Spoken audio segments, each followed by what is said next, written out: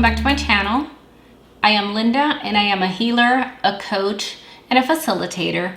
And in this channel, I bring you clarity about personal development, emotional intelligence, and practical spirituality subjects and how you can use them on your day-to-day to create a more joyful, meaningful, and fulfilling life.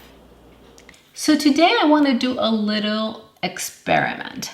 For those of you who have seen some of my tarot card readings on this channel before, you've probably heard me say a few times or talk about the importance of you developing your own intuitive skills, meaning developing your own intuition. So to that end, I wanted to try something different today. So you can see that I have 3 different piles of cards right here on the table. So what I'd like to do is I'm going to give you instructions in a few minutes on how to select a card. But basically what I did for this reading is as I was setting up the shuffling and setting up the cards, I asked a question to receive some guidance for the viewers for the upcoming month. Whenever that is, right? So it doesn't matter when I post this video, is whenever you watch the video. So the guidance that you will receive would be for the month that immediately follows, right? So if you watch it in the middle of January, say for example, so it would be from middle of January through middle of February, okay? And basically what I want you to do is I want you to select one of these piles with your intuition. However, before you do that, I want you to actually really tune into yourself first. And you can, what I'd like you to do is just close your eyes for a few minutes, a couple minutes, and then just take a couple of deep breaths, breathing in through your nose deeply all the way down into your lower belly or your lower back, and then exhaling through your mouth, okay? And do that a couple of times. And obviously you can pause this video when you need to, if you need to just reconnect, but I just want to tell you exactly how to do that. So you just close your eyes, take a couple of deep breaths, and then take a moment to think of a question that you want to ask guidance for.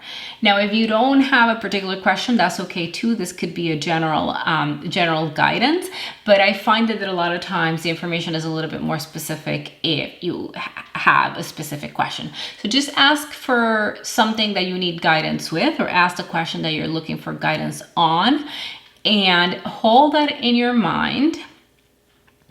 And then when you're ready, open your eyes and pick one of the piles. Now, don't overthink it. Just pick whatever pile you feel more drawn to, that you feel calls more to you. In some instances, you may choose more than one. There may be 2 that you're kind of undecided about. You can then watch the reading for both of them. But you know, I think you probably can, if you pick one, then just focus on that one reading. You know, if there is one, like one of the stones or one of the piles of cards or whatever it is, or one of the directions that grabs your attention, then go with that. Don't second guess it, don't overthink it, just go with your instinct, okay? And what I'd like to do is for you to, once I turn over the cards, I'll put them up to the camera so you can see the drawing, you know, the design of the card and the image in the card, as well as the wording. And I want you to take a few moments and look at that card and really get into the energy of that card and see what you get for intuition. What is the guidance that you get from that card, okay? Now, I'd love to hear what you get. If you are up to it, just put it up in the comments. I love to see what you guys get. And then after that, after you get your own intuition, then you can go into the reading. So I will actually, these are oracle cards, so I will actually read about a paragraph or so of what's in the book for each of the 3 cards that I pull out, and I will put the timestamps for the reading in the description box for this video. So after you pick a card and you get your own intuition from the card, then if you're interested, you know, it may be that you do that and you have the answers that you need, right? And if so, excellent. But if you want to double check, or if you want to just out of curiosity or for fun, see what the actual card means or what the meaning in the book is of each of the cards, and you can click on the timestamp and it'll take you directly there.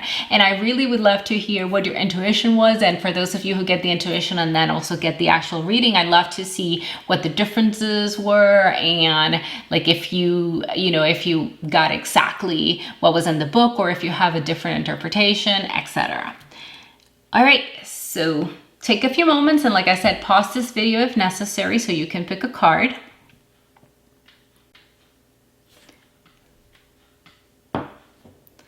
So I am going to start turning over the cards, and I'll leave the stones right above it so you know which one is which. Okay, and hopefully you can see the cards well from here, but I will actually bring them up onto the screen so that you can see them. So the one that was the heart-shaped Rhodonite, which was the first card that I have here, I don't know if it's the first one on your screen, but it's the one that I'll call number one. The word that came up is boundaries. So hopefully you can see that image pretty well. Maybe if I put it a little bit closer. Okay. So now take a moment and just really connect to yourself and see what guidance you get from. And you can pause this video again if you need to.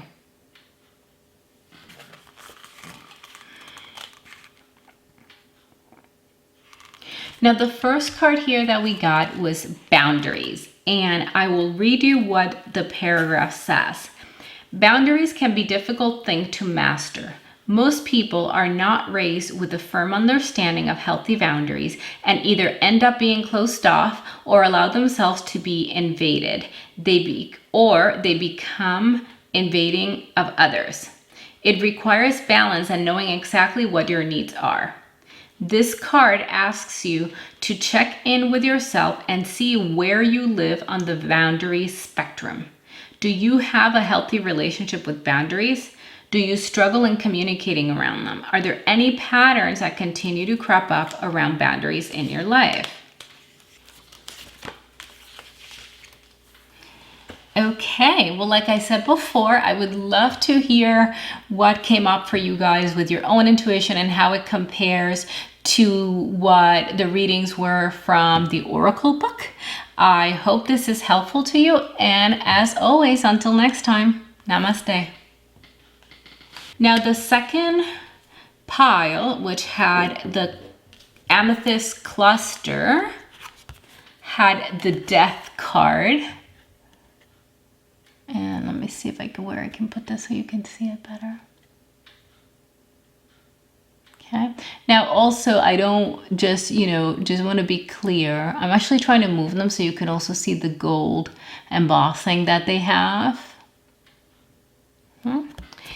And I just want to say for the Death card, death in card, in card reading doesn't actually usually mean someone dying. It actually means a lot of other different things. But so now take a moment and just really connect to yourself and see what guidance you get from. And you can pause this video again if you need to. So for card number 2, which is the Death card, this card signals that an ending, change, or metaphorical death is currently happening or on the horizon. It may feel like the universe is stripping things away from you. You may feel shaken, raw, and uncertain. This is okay. This period is preparation for what is to come. New adventure and abundance is making its way to you, and it needs space. Sometimes we can get too focused on the things we need to get rid of, or the things that need to die, that we are not inviting new things into your life. When we bring in more life, it is easier to allow things to die. If you find yourself in a period of death, try to incorporate some new things you enjoy to create balance. Okay, well, like I said before, I would love to hear what came up for you guys with your own intuition and how it compares to what the readings were from the Oracle book. I hope this is helpful to you, and as always, until next time, namaste. So the third card says get wild, and hopefully you can see these really well. And I'm just moving them there so you can see the gold embossing on them. Okay.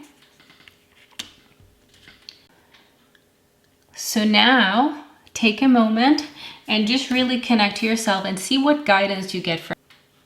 And you can pause this video again if you need to.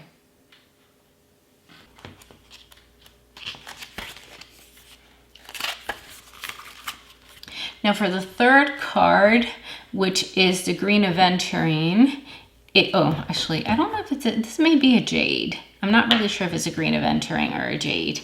I think it may actually be a Jade. The colors are pretty similar, so sometimes I can't tell them apart.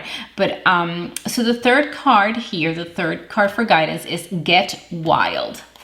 And what that card says is, to connect with our wild nature is to bring ourselves into a state of balance.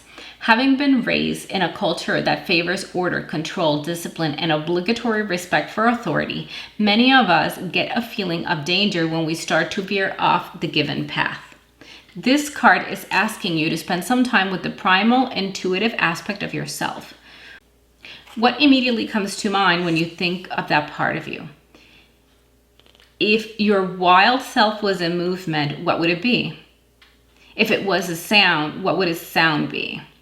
If it was a song, what is that song? Spend some time asking yourself what it means to you to get wild, and then make some time and space for that.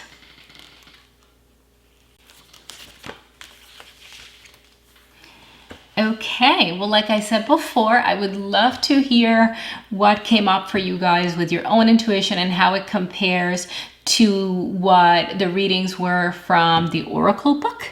I hope this is helpful to you, and as always, until next time, namaste.